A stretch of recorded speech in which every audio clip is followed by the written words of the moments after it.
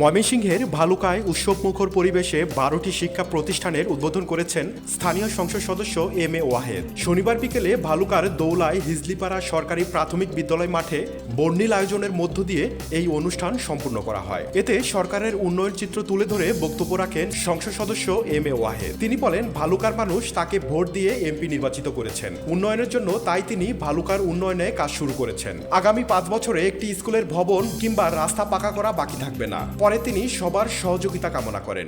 1300 kilometre রাস্তার মধ্যে মাত্র 300 কিলোমিটার রাস্তা পাকা হয়েছে এবং এই 6 মাসের মধ্যে আমরা 115 কিলোমিটার রাস্তা অ্যাপ্রুভাল এনেছি 6 মাসের মধ্যে। আমরা যদি 5 বছর কাজ করতে পারি ইনশাআল্লাহ, তাহলে ভালুকায় আমরা কোনো রাস্তা কাঁচা রাখবো না।